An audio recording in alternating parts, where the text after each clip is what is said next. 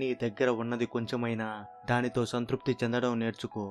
అప్పుడే నీకు నీ జీవితంలో మనశ్శాంతి ఉంటుంది. మనల్ని మనం తప్ప ఇంకెవరూ కూడా రక్షించలేరు. మన కోసం ఎవరూ కూడా ఏమీ చెయ్యరు, చెయ్యాలని అస్సలు అనుకోరు. మన బాటలో మనమే నడవాలి, అది కష్టమైనా నష్టమైనా. జీవితంలో ప్రతి క్షణం సానుకూలమైన ఆలోచనలు చేసేవారికి ఆనందం అనేది నీడలా ఎప్పుడూ వెంటే ఉంటుంది. నీపై నీకు ఉన్న నమ్మకమే నీ విజయానికి తొలిమెట్టవుతుంది. మన భావాలు మన గమ్యాన్ని నిర్దేశిస్తాయి. మనలో పేరుకుపోయిన దుఃఖానికి కారణం ఏ కొడుకో ఆప్తుడో కాదు, మనలో ఉన్న అజ్ఞానమే. ఆ అజ్ఞానం వల్లే మానవుడు జీవితంలో నిరంతరం దుఃఖిస్తూ ఉంటాడు. ఎప్పుడైతే ఆ అజ్ఞానాన్ని విజ్ఞానంతో భర్తీ చేస్తావో అప్పుడు నీలో ఉన్న దుఃఖం కూడా తొలగిపోతుంది. నీకు నీ జీవితంలో ఎక్కువగా హాని చేసేవి నీ ఆలోచనలే. అవి గనుక అదుపు తప్పినట్లయితే అవి శత్రువు కన్నా ప్రమాదకరంగా మారుతాయి. అప్పుడు అటువంటి ఆలోచనలు నీ పతనానికి కారణమవుతాయి. అందుకే నీ ఆలోచనల్ని అదుపులో ఉంచుకోవడం నేర్చుకో. జీవితంలో మంచి రోజులు రావాలంటే చెడు రోజులతో పోరాటం చెయ్యక తప్పదు. మనతో ఉన్న వాళ్ళందరూ మన వారైపోరు. మన ఇష్టాల్ని గౌరవించి మన కష్టాల్లో పాలు పంచుకునే వారే నిజమైన మనవారవుతారు. ఆకలితో ఉన్న సింహం కంటే అత్యాశతో జీవిస్తున్న మనిషి చాలా ప్రమాదకరం.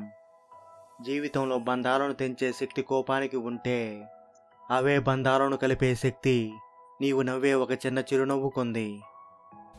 విషాన్ని తెచ్చి ఎంత వడపోసినా సరే అది ఎప్పటికీ ఎన్నటికీ అమృతంగా మారదు. అలాగే మనల్ని అర్థం చేసుకోలేని వాళ్ళకి మన గురించి ఎంత చెప్పినా వ్యర్థమే.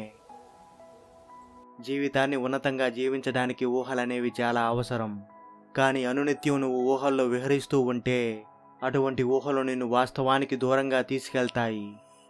కానీ ఎంత దూరం వెళ్ళినా సరే చివరికి రావాల్సింది వాస్తవానికే. నీ గమ్యం అనేది ఎంత దూరమైనా సరే నువ్వు చేస్తున్న ప్రయాణాన్ని అస్సలు ఆపవద్దు.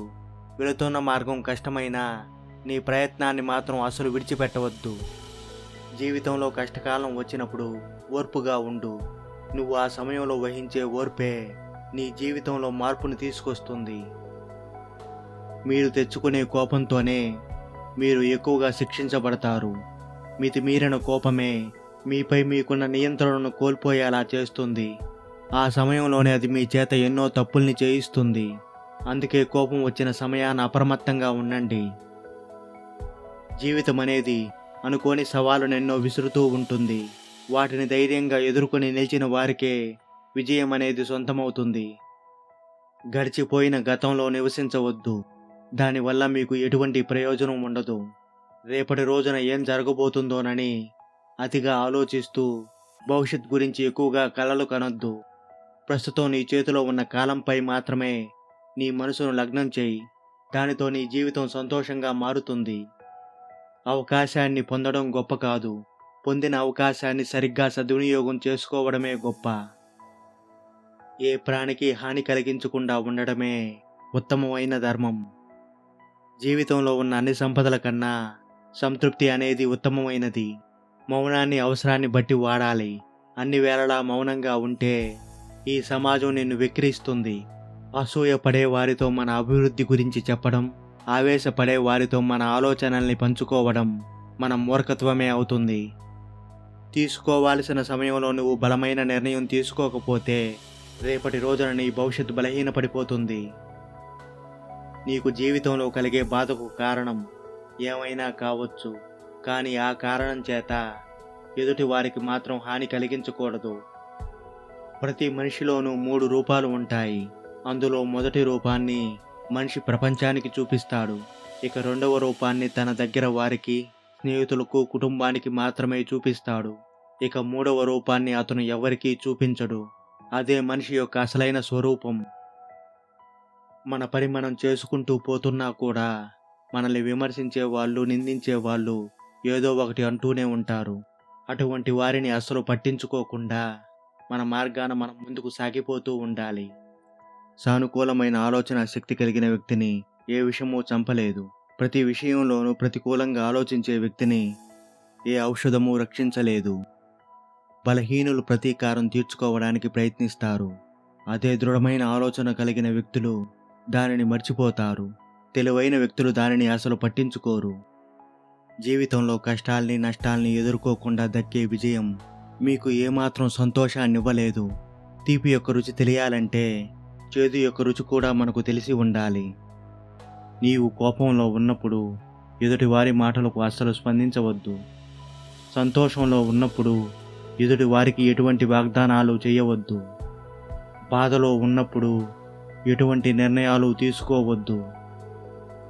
ఎదుటి వారు చేసే తప్పుల్ని మీ మనసులో మోసుకుంటూ తిరగకండి. వారిని క్షమించండి లేదా చేసింది మర్చిపోండి. దాని వలన మీ జీవితానికి ప్రశాంతత కలుగుతుంది. మనశ్శాంతి అనేది జీవితానికి ఒక గొప్ప బహుమతి.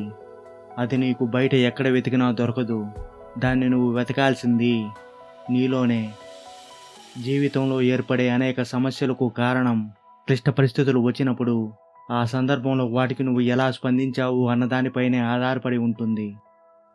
మౌనం మరియు చిరునవ్వు చాలా శక్తివంతమైన ఆయుధాలు. మన చిరునవ్వు చాలా సమస్యలను పరిష్కరిస్తుంది. మౌనం అనేది అసలు సమస్యలే రాకుండా చేస్తుంది.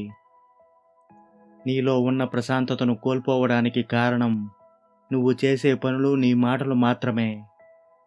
ఈ లోకంలో ప్రతిదీ 2 సార్లు సృష్టించబడుతుంది. మొదట మీ ఆలోచనల్లో అంతర్గతంగా, దాన్ని మీరు అమలు చేస్తే బహిర్గతంగా వాస్తవ ప్రపంచంలో రూపుదిద్దుకుంటుంది. జీవితంలో ఏది కోల్పోయినా నువ్వు బాధపడకు, అసలే భయపడకు. భవిష్యత్ అనేది ఇంకా మిగిలి ఉంటుందన్న విషయాన్ని అస్సలు మర్చిపోకు. మనం ఎలాగైతే ఆలోచిస్తామో అలాగే రూపుదిద్దుకుంటాం. మనం ఇప్పుడు ఉన్నదంతా మన ఆలోచనల యొక్క ఫలితమే. మీరు మీ జీవితాన్ని మార్చుకోవాలి అని అనుకుంటే ముందు మీ ఆలోచన విధానాన్ని మార్చుకోండి. కొంతకాలానికి మీ బయట పరిస్థితులన్నీ వాటంతటవే మారిపోతాయి. గడిచిపోయిన తిరిగిరాని గతం గురించి మీరు ఎక్కువగా ఆలోచిస్తూ ఉంటే, వర్తమానాన్ని నిర్లక్ష్యం చేస్తూ ఉంటే రేపటి మీ భవిష్యత్తు కూడా బాధాకరమైన గతంలా మారిపోతుంది. మీ వద్ద ఏదైతే ఉందో దాని పట్ల మీరు కృతజ్ఞులై ఉండండి.